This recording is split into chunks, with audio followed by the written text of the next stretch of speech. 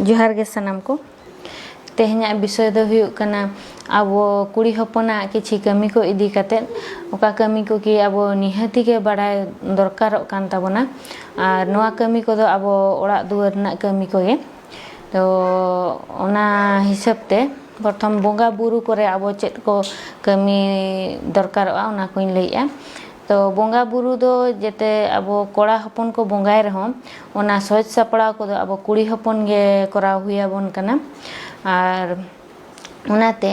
ओंडे अडिगान सज सपड़ा मेना ताबोना बोंगा बुरु रे जेमती बोंगा बुरु मांग रे आबो ओड़ा दुआर बो सफाया तो आबो जेते गुती कर्मी बो दोहो को रहे उनको दो बाहरे कमी गे बो कमी बाहरे कमी गे को कमी आबोना आबो भीतर ओड़ा दो बाहरे हर दो बाको बोलोना आबो ओड़ा हर गे बो बोलोना आर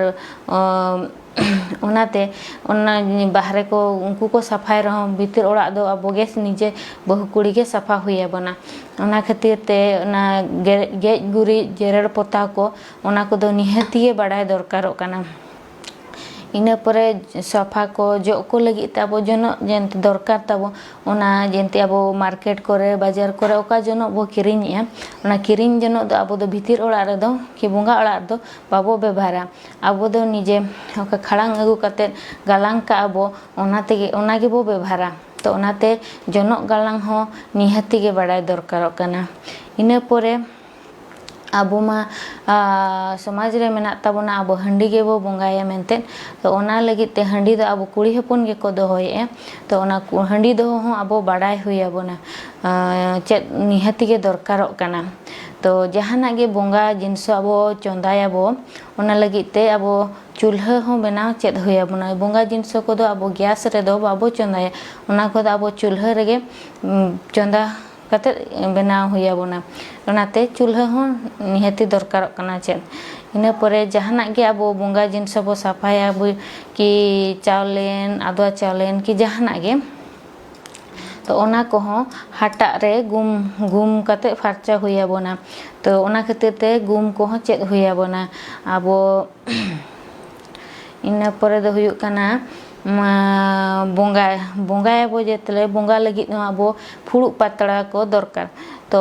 आबो जो किरिኝ आबो मार्केट करे ओना को हो बांग बेभारोआ आबो निजेते सारजम सकाम पट्टी काते ओका फुड़ुग बो बनावा कि पातड़ा बो बनावा ओना को गे बोंगा रे दो बो बेभारा ओना तेगे बोंगा को बो चोडरा को काना तो ओना को हो आबो गे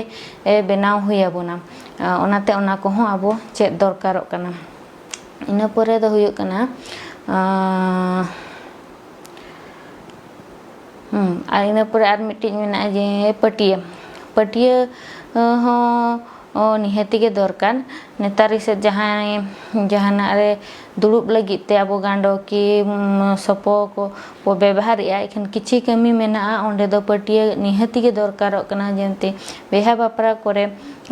जोड़ जोखो कि मोड़े हड़ को दुड़ुब एन कि एटा कमी करे हम किछि जिनस दो पटिया गे दरकारों काना तो ओना पटिया गालांग हो आबो चेत निहाती दरकारों काना आबो जदि उना कमी को बो चेरिया जेंते आर्ट को क्राफ्ट को नोआ जिनस को हो आबो चेत दो बाय कष्टो काना आर नोआ लगी दो पैसा हो बाय लगा कि ओका से सेन कते चेत हो बाय दरकारों काना नोआ दो आबो रेन हाड़ाम बुढ़ी आयो को आर कि आयो तको ठेन खन गे बो चेद मा आर नोआ जेतले आबो फांका टाइम बो ᱧᱟᱢᱟ छुट्टी को बो ᱧᱟᱢᱟ इना को टाइम रे बो चेद मा आर आबो बो चेद लेखान दो आबो रेन गिद्रा को हम नोआ को बो लई चेद आको मा ना तो मिट्टी एक्टिविटी लेका गिद्रा को जेमते छुट्टी करे हाना नवा एक्टिविटी बो चेद आको काना ओना साउते नोआ को बो चेद आको खान आको फ्यूचर रे अडिगान कमी रे लगा तो उनका गे आबो नो दिन सब दिन मा बाय दरकारों काना जहाँ तीस रे दरकारों काना ओनाते आबो जदि मिज जेखा नोआ जिनस बो चेद लेखान नोआ को चेद लेखान दो नोआ दो आबो दो जीवन सारा लगी कमी रे लगा आर आबो जदि उना रेसिपी को बो चेद दाड़ा काना वेराइटी आइटम बो बनाया तबे खान मिट्टी हंडी हर चेद बाबो चेद दाड़ा आर ओनाते इन्या मेन दो नोआ को जिनस दो आबो कुड़ी हपन बाडाय दो अडिगे लगती केना आर